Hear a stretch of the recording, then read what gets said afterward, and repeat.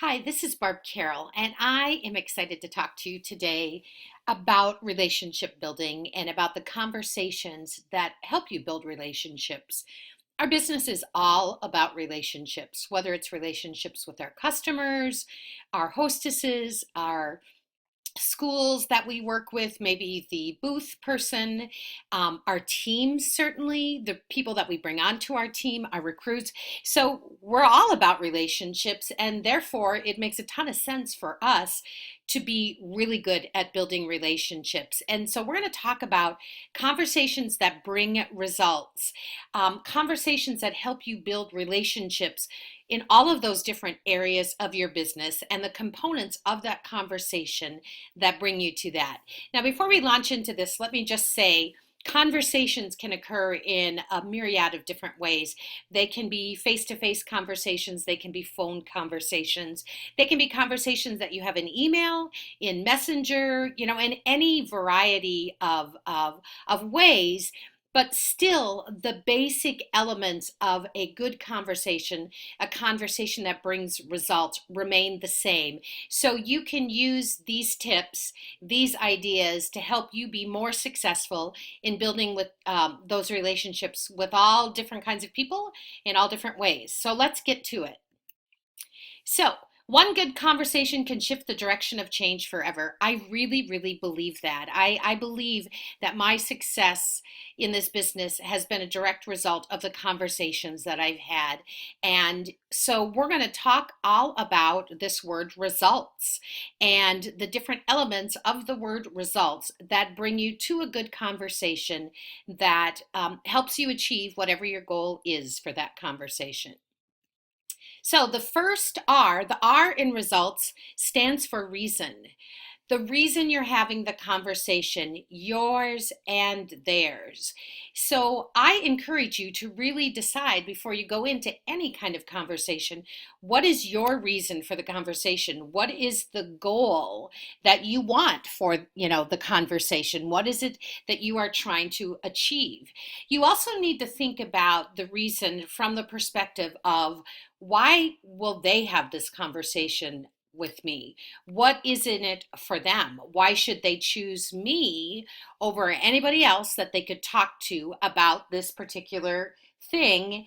And then you take your reason combined with what you think their reason is, what you have to offer them, and that's going to determine your punch. I really encourage you to lead every conversation with a punch. So, for example, I would love to help you earn hundreds of dollars in free books for your preschool by having a book fair. And I will do all of that for you, and you don't have to do any of the work. So you're leading with a punch. I would love to help you explore how this business might fit in your busy life. I would love to help you get hundreds of dollars in free and discounted books by hosting a show, and it's going to be so much fun too. So you want to lead with a punch. If you're talking to a team member, maybe a leader on your team, I would love to help you be successful here. What are the things that you're struggling with? What are the things that I can help you with? Lead with a punch, and the punch comes from the reason. What are you hoping to achieve from the conversation? What are they hoping to achieve from the conversation? Those two things brought together create the punch, which starts the conversation. Education. So, before you go into any type of conversation with anyone about any number of things, you want to know your stuff. So, for example, let's say you have a book that is out of stock and you're going to reach out to your customer in Messenger. Before you reach out to that customer in Messenger, you know your reason for reaching out to her is you want to make her happy, and you also want to resolve this in the easiest possible way. So the education that you would do is you would discover what other books you could offer to her in that conversation that you could highly recommend that would be good substitutions for the book that is not available. So that's an example.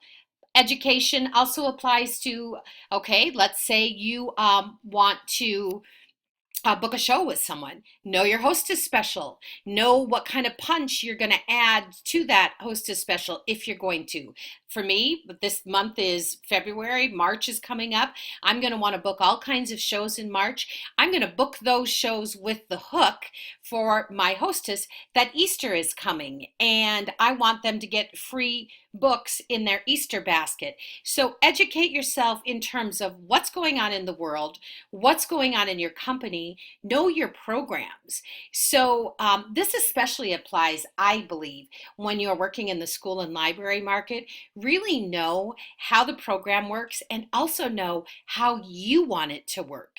Because for example, I prefer to do a Reach for the Stars program using a wish list.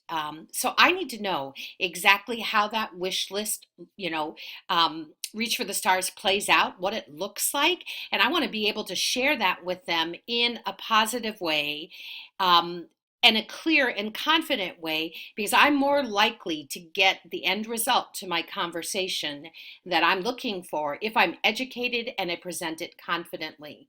Another thing in the education front is to know common objections.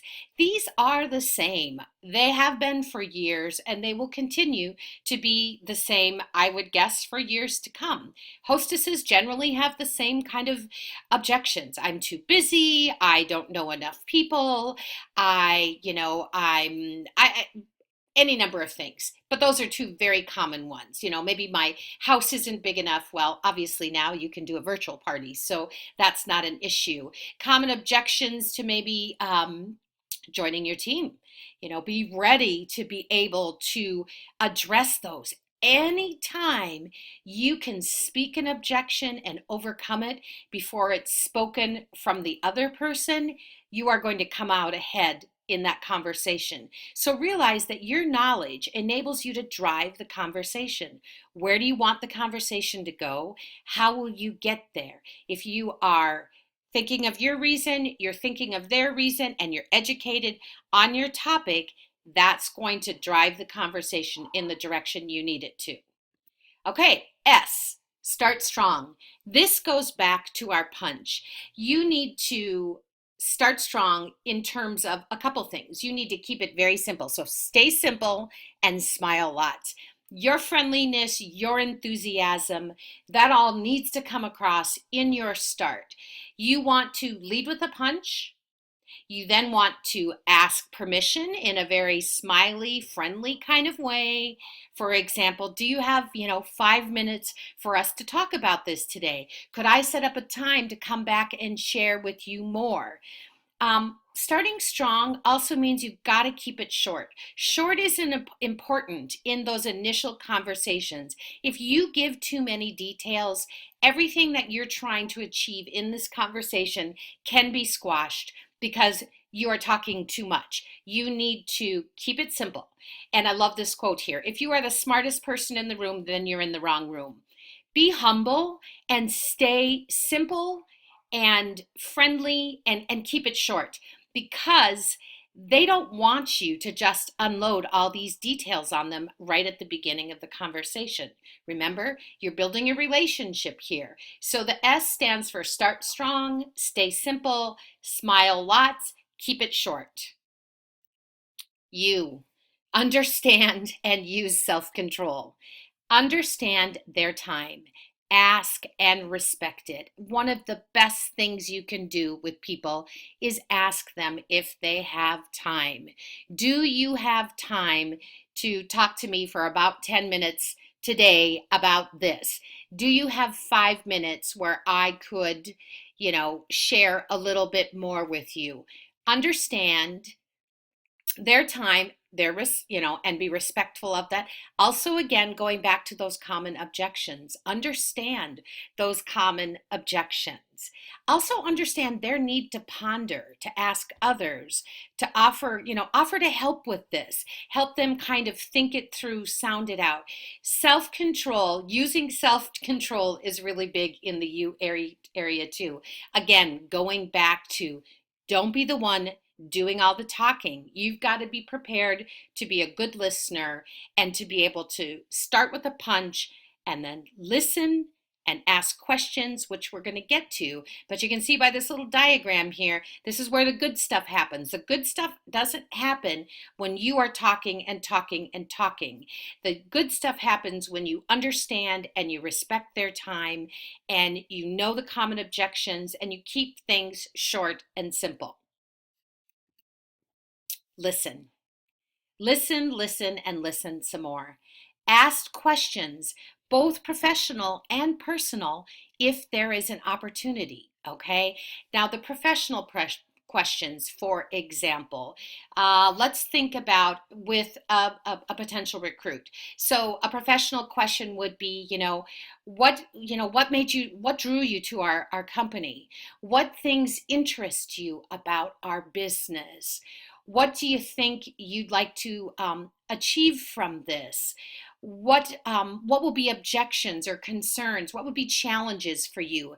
Ask them questions, the professional questions, and then what tends to happen is as they are answering your professional questions, opportunities open up for personal questions. So, for example, what challenges might you have? Will maybe lead to them saying, well, I have a 2-year-old and a 4-year-old, and they keep me so busy. This is your opportunity to launch into the personal aspect of this conversation, which is really where the relationship starts to build. So instead of going on after they've said, I have a 2-year-old or two-year-old and a 4-year-old and asking more professional questions, that would be the perfect time to say, oh my gosh, that's awesome. When I first joined this company, I had a 2-year-old and a 4-year-old. Do you have boys, girls? Tell me a little bit about them. That's an opportunity to build relationship. Be friendly, be humble, be excited. Let me touch on this point for just a minute. I have a pretty outgoing personality, so my excitement comes across really palpable for people. That isn't true of everybody that's successful here. There are many, many people that are successful in Usborne Books and More that are a little bit more low key, that maybe aren't as outgoing. So it's not that you have to be really loud, really friendly, really excited, but you have to be enthusiastic. You have to have a smile. You have to have that warmth in your voice. You have to exude that kind of enthusiasm and interest, both on the professional and the personal level, to really build the relationship and build the conversation. And I love this little graphic here. The conversation is the relationship because it absolutely is. That's how we build relationships with people, are through conversations. And whether those conversations occur again on the phone or in Messenger or in an email, the conversations, whatever that person's preferred way of communicating, you've got to take these steps to help build the relationship in the context of whatever that conversation is. And then the relationship creates the business opportunities. T. T in results is to thank them. Thank them for their time, thank them for the opportunity, thank them via handwritten note, email, thank them as much as you can. Now, I bet that I, in the course of a conversation with someone, might thank them multiple times. I might thank them for sharing. I might start off by thanking them for taking the time to chat with me. I might thank them for the opportunity. You can never thank people enough. Even if you think it's too much, as long as it's genuine on your part and you really feel that gratitude for the opportunity to speak with them, for the opportunity of whatever it is occurring, you cannot thank them too much. People love to be thanked. They love to be appreciated. So thanking people in the course of your conversations also helps you build relationship with them as well. S in results. So in the conversation, you've led with your punch, you've educated yourself on what it is that you want to talk to them about. You have kept it short, you've kept it simple, you've understood where they're coming from and what they might be looking for. You've listened and you've asked questions. And then you get to the point where the conversation is ready to be wrapped up. And I think that so is a really good word to end the conversation with. So stands for sealing the deal.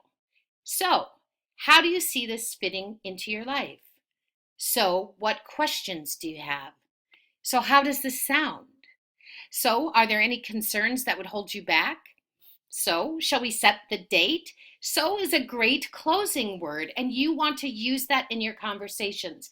Because a big mistake I think many of us make is that we have a conversation and then we don't seal the deal. We don't close the conversation with a movement towards action. So, how do you see this fitting into your life? Would be a great recruiting discussion ender, because then they're going to answer you one way or the other, and then you can move to action. You're not going to end the conversation without knowing.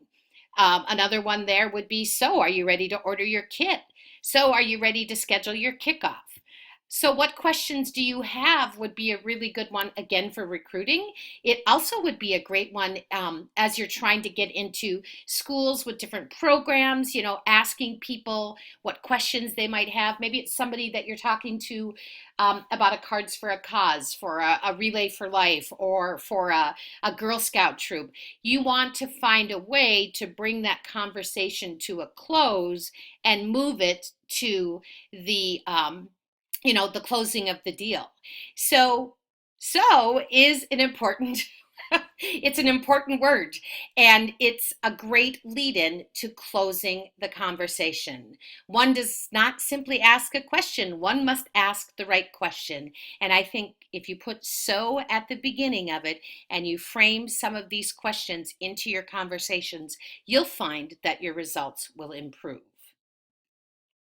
So, again, I'm closing with a so because we have wrapped up this quick little message from me to you about how to be more successful in relationship building and in conversations. So think about results and use the acronyms here to help guide you in those conversations for success. So happy conversation building and happy relationship and business building, because it all starts with the conversation, moving through the relationship and on into the business.